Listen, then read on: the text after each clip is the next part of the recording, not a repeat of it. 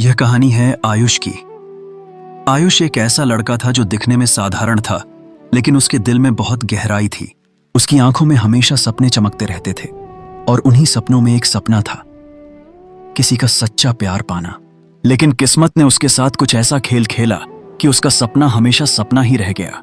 आयुष पहली बार रिद्धिमा से तब मिला जब कॉलेज का पहला दिन था। क्लासरूम में सब अपने अपने नए दोस्तों के साथ बातें कर रहे थे। तभी दरवाजा खुला और रिद्धिमा अंदर आई। पीले रंग का कुर्ता पहने हुए उसके चेहरे पर मासूमियत और मुस्कान थी। आयुष की नजर जैसे थम गई। उसने कभी इतना खूबसूरत चेहरा नहीं देखा था। वो पल उसकी जिंदगी का सबसे बड़ा पल बन गया, क्योंकि उसी एक नजर में उसका दिल हमेशा के लिए रिद्धिमा के नाम हो गया। दिन बीतते गए, रिद्धिमा और आयुष अच्छे दोस्त बन गए। क्लास प्रोजेक्ट्स, लाइब्रेरी की किताबें, कैंटीन में बैठकर चाय पीना, हर पल आयुष के लिए खजाना बन जाता। लेकिन यह सब सिर्फ दोस्ती थी। रिद्धिमा कभी नहीं जान पाई कि आयुष के दिल में उसके लिए कितनी गहरी मोहब्बत थी। आयुष चाहता तो था कि रिद्धिमा को अपने दिल की बात बता दे, लेकिन डर उसके रास्ते में हमेशा खड़ा हो जाता।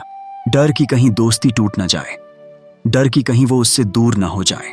इसलिए उसने अपनी मोहब्बत को दिल में ही कैद रखा और चुपचाप मुस्कुराता रहा। रातों को वो अपनी डायरी में लिखता।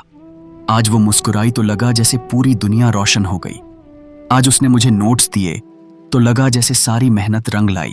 उसकी डायरी उसकी सबसे बड़ी साथी बन गई, जिसमें वो अपनी खामोश मोहब्बत लिखता चला गया। लेकिन जिंदगी हमेशा आसान नहीं होती। एक दिन उसे पता चला कि रिद्धिमा किसी और से प्यार करती है। ये सुनकर उसका दिल टूटकर 1000 टुकड़ों में बिखर गया। जिस चेहरे को देखकर उसकी सुबह शुरू होती थी, जिस मुस्कान पर वो जीता था, वो मुस्कान किसी और के लिए थी।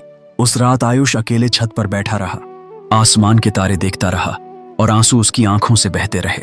उसने मन ही मन कहा, शायद मेरी मोहब्बत अधूरी रहनी थी, शायद मेरी किस्मत में सिर्फ खामोशी लिखी थी। फिर भी उसने रिद्धिमा से दूर नहीं हुआ। उसने उसकी खुशी में अपनी खुशी ढूंढनी सीख ली। जब रिद्धिमा अपने प्यार के बारे में बताती, आयुष मुस्कुराकर सुनता, जबकि अंदर से उसका दिल रो रहा होता। वो दर्द उसे हर पल खाता रहा, लेकिन उसने कभी जताया नहीं। ग्रेजुएशन का आखिरी दिन आया। सब एक दूसरे से विदा ले रहे थे।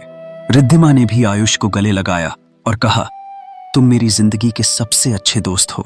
आयुष मुस्कुराया, लेकिन उसके अंदर तूफान चल रहा था। वो चाहता था कि आखिरी बार कह दे, मैं तुमसे प्यार करता हूं, लेकिन उसकी जुबान चुप रही। रिद्धिमा चली गई अपनी नई जिंदगी की ओर, और आयुष रह गया अपनी अधूरी मोहब्बत और यादों के साथ। उसकी डायरी अब आंसुओं से भीग चुकी थी। उसमें हर पन्ना उसकी अधूरी कहानी बयां करता था। आज भी जब आयुष उन गलियों से गुजरता है जहां उसने रिद्धिमा के साथ वक्त बिताया था, उसकी आंखें नम हो जाती हैं।